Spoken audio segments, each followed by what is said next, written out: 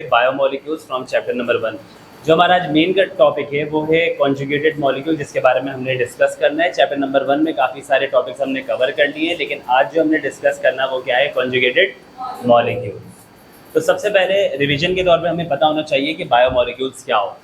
तो एक्चुअली में बायोमोलिक्यूल्स क्या होते हैं बेटा, वो कंपाउंड जो कि कौन प्रोड्यूस करे, लिविंग ऑर्गेनिज्म। ऐसे मॉलिक्यूल जो लिविंग ऑर्गेनाइज्म की बॉडी से प्रोड्यूस हों नेचुरली, या लिविंग ऑर्गेनाइज्म प्रोड्यूस करें, ऐसे मॉलिक्यूल्स को हम क्या कहते हैं, बायोमोलिक्यूल।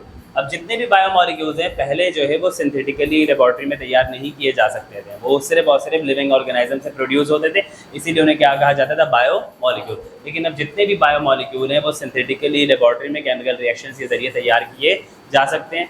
लेकिन इसको समझने के लिए, कॉन्सेप्ट बनाने के लिए जो सबसे सिंपल डेफिनेशन है वो क्या है कि बायोमोलिक्यूल्स ऐसे मॉलिक्यूल्स को कहते हैं जो कि कौन प्रोड्यूस करे बेटा, लिविंग ऑर्गेनाइज्म। जो डेफिनेशन आपकी बुक में मौजूद है, सबको क्लियर है? ये ऐसे मॉलिक्यूल जो लिविंग ऑर्गेनाइज्म प्रोड्यूस करें उसे हम क्या कहते हैं बेटा, बायोमोलिक्यूल। दूसरी बात, इनके कैरेक्टरिस्टिक फीचर क्या है कि जितना भी बायोमोलिक्यूल है, चाहे वो कार्बोहाइड्रेट हो, प्रोटीन्स हो, लिपिड्स हो, न्यूक्लिक एसिड हो या फिर कॉन्जुगेटेड मॉलिक्यूल, इन सब में आपके पास क्या मौजूद होगा, ये जो है ये लॉन्ग चेन है। क्या है? लॉन्ग चेन मॉलिक्यूल, जिनमें सबसे इंपॉर्टेंट कौन सा एलिमेंट मौजूद है, कार्बन। सबसे इंपॉर्टेंट जो बेसिक एलिमेंट मौजूद है बायोमोलिक्यूल में बेटा, वो क्या है, कार्बन। तो ये लॉन्ग चेन मॉलिक्यूल है जिनमें क्या मौजूद होता है, कार्बन मौजूद होता है। इस तरह के मॉलिक्यूल्स को हम क्या कहते हैं बेटा, बायोमोलिक्यूल। तो दो बातें हम लोग को पता चल गई, इसे मेमोराइज कर लो कि वो मॉलिक्यूल जो लिविंग ऑर्गेनाइज्म प्रोड्यूस करेंगे उसे हम क्या कहते हैं, बायोमोलिक्यूल। और ये क्या होता है बेटा, लॉन्ग चेन मॉलिक्यूल है और इनमें बेसिक एलिमेंट जो मौजूद होता है वो क्या होता है, कार्बन। क्लियर है? कोई भी बायोमोलिक्यूल, उनमें जो बेसिक एलिमेंट्स हैं आपके पास वो क्या कहलाते हैं, 6 बेसिक एलिमेंट्स, या फिर इसे हम क्या कहते हैं, bio elements. 6 basic elements of life, या फिर इसे हम बायो एलिमेंट्स कहते हैं। इनको याद करने का सिंपल तरीका क्या बताया था, चॉपसिन। चॉपसिन यानी carbon, hydrogen, oxygen, phosphorus, sulphur और हाइड्रोजन। ये सब मिलके किसी भी लिविंग ऑर्गेनाइज्म की बॉडी का कितना परसेंट बनाते हैं, 98% जो है लिविंग ऑर्गेनाइज्म का स्ट्रक्चर वो इन 6 बेसिक एलिमेंट से बना हुआ होता है। इसीलिए हम क्या कहते हैं इसे, 6 बेसिक एलिमेंट्स ऑफ लाइफ या फिर बायो एलिमेंट्स। क्लियर है? तो ये कौन कौन से बेटा, carbon, hydrogen, oxygen, phosphorus, sulphur and nitrogen. याद करने का तरीका क्या है, चॉपसिन। चॉपसिन। क्लियर है? ये 5 बेसिक बायोमोलिक्यूल्स आपकी बुक में मेंशन है, जिसको हमने पढ़ा। सबसे पहले हमने कार्बोहाइड्रेट के बारे में पढ़ा था, फिर हमने प्रोटीन्स के बारे में पढ़ा, फिर लिपिड्स के बारे में, फिर न्यूक्लिक एसिड के बारे में। आज जो हमने पढ़ना है वो क्या है, कॉन्जुगेटेड मॉलिक्यूल। तो मेन टॉपिक में आते हैं। हमारा जो कॉन्जुगेटेड मॉलिक्यूल है, ये वर्ड जो निकला है बेटा, ये निकला है कंजुगेशन से। किससे निकला है, कंजुगेशन। इसका मतलब क्या होता है, इस वर्ड का मतलब होता है टू जॉइन टुगेदर, यानी आपस में मिलना। किसी भी चीज़ का आपस में मिलना, किसी केमिकल्स का आपस में मिलना क्या कहलाता है, कॉन्जुगेशन। मिसाल के तौर पे एक बैक्टीरिया दूसरे बैक्टीरिया में अपना जेनेटिक मटेरियल ट्रांसफ़र करता है। एक बैक्टीरिया दूसरे बैक्टीरिया से मिल रहा है ना, इस प्रोसेस को भी हम क्या कहते थे, कंजुगेशन। क्या कहते हैं, कंजुगेशन। तो कंजुगेशन का मतलब, ये जो कंजुगेटेड मॉलिक्यूल है बेटा, ये वर्ड कहाँ से निकला आपके पास, कंजुगेशन से। कंजुगेशन का मतलब क्या होता है, to join together. Simple word की मीनिंग ये है। अब इससे डिफरेंट कॉन्टेक्ट है, केमिस्ट्री में इसका मतलब कुछ और बनता है, बायो में मैं आपको बता रहा हूँ। एक तो हम कॉन्जुगेटेड मॉलिक्यूल्स पढ़ रहे हैं, दूसरा मैंने बताया कि एक बैक्टीरिया से जेनेटिक मटेरियल दूसरे बैक्टीरिया में ट्रांसफ़र होता है। ये method of reproduction in bacteria, जिसे हम क्या कहते हैं, कंजुगेशन। क्या कहते हैं, तो मतलब जॉइन टुगेदर, मिलना जुड़ना, ये कंजुगेशन कहलाता है। तो कंजुगेटेड मॉलिक्यूल्स क्या होते हैं बेटा, कंजुगेटेड मॉलिक्यूल्स ऐसे मॉलिक्यूल्स को कहते हैं जो किससे मिलता है बेटा, जब दो मुख्तलिफ किस्म के बायोमॉलिक्यूल आपस में कैसे कंबाइन हो, केमिकली। दो बायोमॉलिक्यूल आपस में केमिकली कंबाइन हो तो इसी को हम क्या कहते हैं, कंजुगेटेड मॉलिक्यूल। क्लियर है? दो बायोमॉलिक्यूल्स, कोई भी बायोमॉलिक्यूल, चाहे वो प्रोटीन, कार्बोहाइड्रेट हो, लिपिड्स या प्रोटीन हो, आपस में अगर केमिकली बाइंड करें, कोवलेंट बॉन्ड्स बनाए आपस में, तो ये क्या कहलाएगा बेटा, कंजुगेटेड मॉलिक्यूल। बिल्कुल सिंपल आम फहम अल्फाज में, दो बायोमॉलिक्यूल मिल गए आपस में, ये क्या बन जाएगा, कॉन्जुगेटेड। दो बायोमॉलिक्यूल आपस में मिल गए, क्या बन जाएगा, कॉन्जुगेटेड। अब इसकी एग्जाम्पल क्या क्या है बेटा आपके पास, glycolipids, glycoproteins, lipoproteins and nucleoproteins. ये 4 किस्म के कंजुगेटेड मॉलिक्यूल्स बुक में मेंशन है जिनके बारे में हमने पढ़ना है। सबसे पहले हमारे पास क्या है बेटा, ग्लाइकोलिपिड। ग्लाइकोलिपिड्स का दूसरा नाम क्या है, सेरिब्रोसाइट्स। ग्लाइकोलिपिड्स का दूसरा नाम क्या है, सेरिब्रोसाइट्स। अब लिखा हुआ है ग्लाइकोलिपिड, नाम से पता चला ग्लाइको निकला है ग्लाइकोजन यानी कार्बोहाइड्रेट से, दूसरा है लिपिड यानी कार्बोहाइड्रेट, यानी कार्बोहाइड्रेट जब लिपिड से मिलेगा तो क्या बन जाएगा आपके पास, ग्लाइको। समझ में आई बात, कार्बोहाइड्रेट लिपिड से मिलेगा तो क्या बन जाएगा, आसान सी बात है। अब ये कहाँ पर होता है बेटा, इसे हम सेरिब्रोसाइट्स क्यों कह रहे हैं, इसे हम सेरिब्रोसाइट इसलिए कहते हैं क्योंकि ये कहाँ पर मौजूद होता है, हमारे वाइट मैटर ऑफ ब्रेन में। ये मैंने एक कट सेक्शन ब्रेन का बनाने की कोशिश की है, वो जाहिर लग नहीं रहा है, लेकिन इसको समझो ये हमारा ब्रेन है, क्या है, ब्रेन, इसका ये कट सेक्शन है। इसका अंदर वाला जो ये पार्ट होता है ना, ये वाइट होता है, क्या होता है, वाइट, अंदर वाला पार्ट, इसीलिए इसे हम क्या कहते हैं, वाइट मैटर। और ये जो बाहर वाला पार्ट है इसे हम क्या कहते हैं, ग्रे मैटर, क्योंकि नेकेड आई से, यानी अब आप उसको ऐसे ही देख रहे हो ब्रेन को, तो आपको ब्रेन का कलर क्या नजर आएगा, ग्रे, क्या नजर आएगा, ग्रे, यानी बाहर वाला पार्ट जो होता है ब्रेन का वो ग्रे कलर होता है, जिसे हम क्या कहते हैं, ग्रे मैटर। जब आप उसको कट करके देखोगे तो इंटरनल उसका स्ट्रक्चर कैसा होगा, बिल्कुल वाइट, उसे हम क्या कहते हैं, वाइट मैटर। तो वाइट मैटर जो है उसमें क्या भरा हुआ होता है आपके पास, ग्लाइकोलिपिड्स। वाइट मैटर में क्या भरा हुआ होता है, ग्लाइकोलिपिड।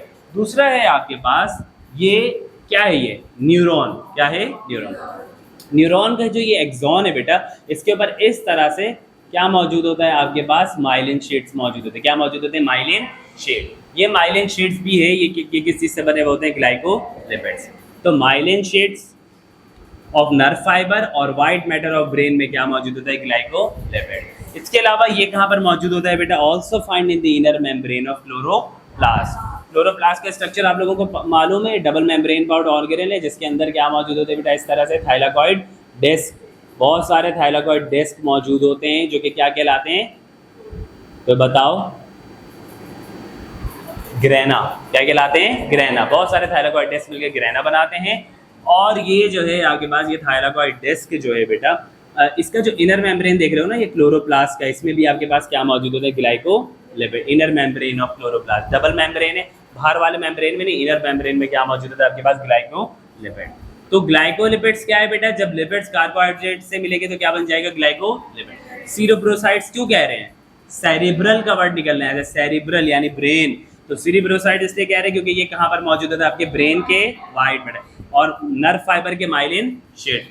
दूसरा ग्लाइकोप्रोटीन है, नाम से ही पता चल रहा है, ग्लाइको, ग्लाइको का मतलब क्या है आपके पास, कार्बोहाइड्रेट, प्रोटीन का मतलब प्रोटीन्स, सॉरी देखिए, ग्लाइकोप्रोटीन, ग्लाइको का मतलब लिपिड और प्रोटीन का मतलब सिंपल प्रोटीन। अच्छा, इनका दूसरा नाम क्या है बेटा, म्यूकोइड्स। क्या कहलाते हैं ये, म्यूकोइड्स। अब इनका काम कैसे कैसे, ये क्या काम करते हैं बेटा, ये ट्रांसपोर्ट प्रोटीन के तौर पे काम करते हैं। कैसे काम करते हैं, ट्रांसपोर्ट प्रोटीन के तौर पे। जैसे कि हमारे ब्लड में सबसे ज्यादा जो प्रोटीन मौजूद होता है उसका नाम क्या होता है, एल्बुमिन। जो हम एग खाते हैं, एग का जो वाइट होता है वो क्या होता है, एल्बुमिन होता है। और हमारे ब्लड में भी जो सबसे ज्यादा प्रोटीन है, मोस्ट अबंडेंट प्रोटीन, वो कौन सा होता है, एल्बुमिन होता है। समझ में आ रही बात। तो ये एल्बुमिन जो है ट्रांसपोर्ट प्रोटीन के तौर पे काम करता है। मिसाल के तौर पे जब हमारे पास रेड ब्लड सेल की ब्रेकडाउन होती है, उसके नतीजे में अनकंजुगेटेड बिलिरुबिन निकलता है, तो वो जो पूरी बॉडी में ट्रांसपोर्ट हो रहा है, एक जगह से दूसरी जगह जा रहा है, वो किसकी मदद से जाता है, हमारे पास एल्बुमिन की मदद से। तो ये जो ग्लाइकोप्रोटीन्स जो होते हैं वो कैसे काम करते हैं बेटा, ट्रांसपोर्ट प्रोटीन्स की तरफ।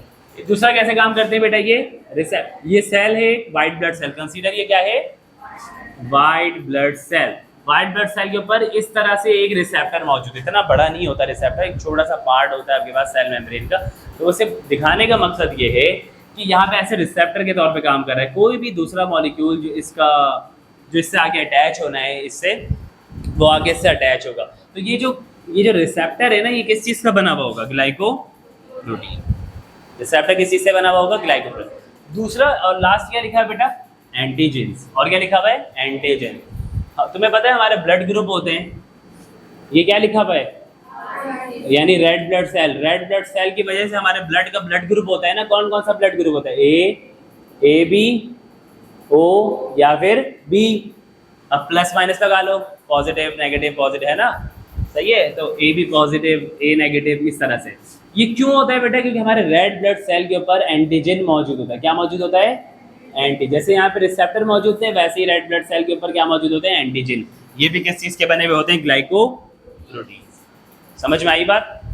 बहुत सारे हमारे हार्मोन जो हैं गोनेडोट्रोपिन्स, गोनेडोट्रोपिन्स का मतलब जो हमारे गोनेट्स में जाके एक्ट करेंगे। गोनेट्स का मतलब, वेरी गुड, शाबाश, रिप्रोडक्टिव ऑर्गन। किससे पढ़ा है बेटा तुम लोगों ने मैट्रिक्स? Very good. तो गोनेडोट्रोपिन्स में आपके पास क्या क्या चीज़ें आती हैं? FSH, LH, SCG, ये सारे जो आपके पास हार्मोन्स हैं ये क्या कहलाते हैं आपके पास? गोनेडोट्रोपिन्स, क्योंकि ये कहाँ जाके काम करते हैं? गोनेट्स में। तो ये भी किस चीज़ के बने हुए होते हैं? ग्लाइकोप्रोटीन। समझ में आई बात? तो ग्लाइकोप्रोटीन्स बनता किससे बेटा? कार्बोहाइड्रेट से और प्रोटीन से। और ये जो कैसे काम करते हैं बेटा? ट्रांसपोर्ट प्रोटीन्स के तौर पे, रिसेप्टर्स के तौर पे और एंटीजन। ये जो किसके पार्ट, एक तो हमारे एल्बुमिन में मौजूद होते हैं, एल्बुमिन जो है वो भी एक ग्लाइकोप्रोटीन है, और दूसरा गोनेडोट्रोपिन्स जो हैं वो भी किस चीज़ से बने हुए होते हैं बेटा? हमारे पास ग्लाइकोप्रोटीन। क्लियर है? उसके बाद हमारे पास क्या है? लाइपोप्रोटीन। ये किस चीज़ का कंजुगेट है? Conjugate of protein and lipid. Protein और लिपिड मिलेंगे तो क्या बन जाएगा? लाइपोप्रोटीन। लाइपोप्रोटीन जो है ये क्या करवाते हैं? Transportation of lipids in plasma. हम जो फैट कंज्यूम करते हैं उसकी वजह से हमारे बॉडी में बहुत सारे लिपिड्स मौजूद होते हैं, बहुत किस्म के लिपिड, जिनका नाम क्या है? LDL यानी low density lipoprotein, HDL high density lipoprotein, और कोलेस्ट्रॉल। इसको तो जानते होगे ना तुम लोग, सबको पता है कोलेस्ट्रॉल। अगर आप बहुत ज़्यादा कोई फैटी चीज़ कंज्यूम करोगे तो कोलेस्ट्रॉल का लेवल बढ़ता है। एक एज में अगर आपकी एक्सरसाइज नहीं है, एज ज़्यादा है, तो आपका कोलेस्ट्रॉल बढ़ा हुआ है। कोलेस्ट्रॉल बढ़ा हुआ है तो अच्छा है बुरा है? बुरा है। किस चीज़ का मसला ज़्यादा होता है? हार्ट का मसला ज़्यादा होता है, हार्ट अटैक वगैरह। तो ये कोलेस्ट्रॉल जो है किस चीज़ की एग्जाम्पल है बेटा? LDL यानी low density lipoprotein, high density lipoprotein, ये सब किसकी एग्जाम्पल है? लाइपो। और इसका काम क्या है? हमारे ब्लड में किस चीज़ को ट्रांसपोर्ट करवा रहा है? लिपिड्स। किसको? लिपिड्स, जो कंज्यूम कर रहे हैं हम फैट। ठीक है? और ये कहाँ पाया जाता है बेटा? माइटोकॉन्ड्रिया और न्यूक्लियस के मेम्ब्रेन्स में।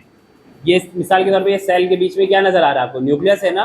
तो इस न्यूक्लियस में ये जो इसकी मेम्ब्रेन है इसमें भी क्या मौजूद होता है आपके पास? लाइपोप्रोटीन्स। क्लियर है? लास्ट आपके पास न्यूक्लियोप्रोटीन। न्यूक्लियोप्रोटीन किस चीज़ का कंजुगेट होता है बेटा? प्रोटीन्स का और न्यूक्लिक एसिड। न्यूक्लियोप्रोटीन जो है वो आपके पास कंजुगेट होता है किस चीज़ का? प्रोटीन का और न्यूक्लिक एसिड का। अब ये जो है आपके पास बनता है किससे? ये कहाँ पर मौजूद होता है आपके पास? क्रोमेटिन नेटवर्क में, क्रोमोसोम्स में और राइबोसोम में। मिसाल के तौर पे एक सेल है, अब सेल डिवीजन की तरफ है तो देखो इसका न्यूक्लियर मेम्ब्रेन गायब हो रहा है, और जो क्रोमेटिन नेटवर्क था, क्रोमेटिन मटेरियल था, वो कंडेंस होकर क्या बना लिया? क्रोमोसोम। ये क्रोमोसोम्स नजर आ रहे हैं आपको? ये क्रोमोसोम्स के ऊपर ये सर्कुलर शेप के जो ब्लैक ब्लैक पार्ट है ये क्या है? Histone protein. क्या है? Histone protein. और इसके ऊपर ये जो ब्लू से इस तरह से लिपटा हुआ है, फोल्डेड और सुपर फोल्डेड, ये स्ट्रक्चर्स क्या है? DNA। तो प्रोटीन और न्यूक्लिक एसिड मिलके क्या बनाता है? न्यूक्लियोप्रोटीन।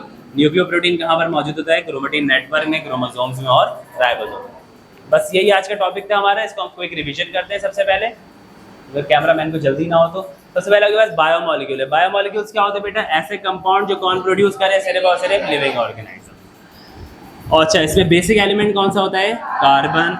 इनमें 6 बेसिक एलिमेंट्स कौन से बेटा? Carbon, hydrogen, oxygen, phosphorus, sulphur and nitrogen. किसी भी लिविंग ऑर्गेनिज्म का कितना परसेंट बनाते हैं? बेसिक बायोमोलिक्यूल्स कौन कौन से हैं? Carbohydrate, proteins, lipids, nucleic acid और कॉन्जुगेट। आज का जो हमारा टॉपिक था वो क्या था? कॉन्जुगेटेड। कंजुगेटेड का वर्ड कंजुगेशन से निकला है। इसका मतलब क्या होता है? टू ज्वाइंट, यानी मॉलिक्यूल्स आपस में मिल रहे हैं। कंजुगेटेड मॉलिक्यूल किसी भी दो मुख्तलिफ किस्म के बायोमोलिक्यूल के मिलने से बनता है। कोई भी दो बायोमोलिक्यूल मिलेंगे तो क्या बन जाएगा? Conjugated molecules. 4 कंजुगेटेड मॉलिक्यूल्स आपकी बुक में मेंशन है। कौन कौन से बेटा? ग्लाइकोलिपिड्स, ग्लाइकोप्रोटीन्स, लाइपोप्रोटीन्स और न्यूक्लियोप्रोटीन्स। ऐसे ही है। ग्लाइकोलिपिड नाम से चल रहा है, कार्बोहाइड्रेट और लिपिड से मिलता है। कहाँ पर मौजूद होता है? व्हाइट मैटर ऑफ और माइलिन शीट में। इसके अलावा क्लोरोप्लास्ट की इनर मेम्ब्रेन में। ग्लाइकोप्रोटीन कार्बोहाइड्रेट और किससे मिलके बनता है? प्रोटीन से। इसे हम क्या कहते हैं? म्यूकोइड। ये किस तरह से काम करता है बेटा? ट्रांसपोर्ट प्रोटीन के तौर पे, रिसेप्टर्स के तौर पे और एंटीजेंस के तौर पे। इसके अलावा ये जो है हमारे पास एल्बुमिन, गोनेडोट्रोपिन, ये भी हमारे पास क्या होते हैं? ग्लाइकोप्रोटीन। लाइपोप्रोटीन्स किससे मिलके बनता है बेटा? प्रोटीन से और लिपिड से। ये क्या करवाते हैं हमारे पास? किस चीज़ की ट्रांसपोर्टेशन करवाते हैं? लिपिड्स। ये कहाँ पर पाए जाते हैं हमारे पास? माइटोकॉन्ड्रिया में और न्यूक्लियस। इसके एग्जाम्पल क्या क्या बताया बेटा? लाइपोप्रोटीन की LDL, HDL और कोलेस्ट्रॉल। क्लियर है? उसके बाद न्यूक्लियोप्रोटीन लास्ट है बेटा, ये किससे मिलके बनता है? प्रोटीन और न्यूक्लिक एसिड से। कहाँ पर मौजूद होता है हमारे पास ये? क्रोमेटिन नेटवर्क में, क्रोमोसोम्स में और राइबोसोम। क्लियर है सबको?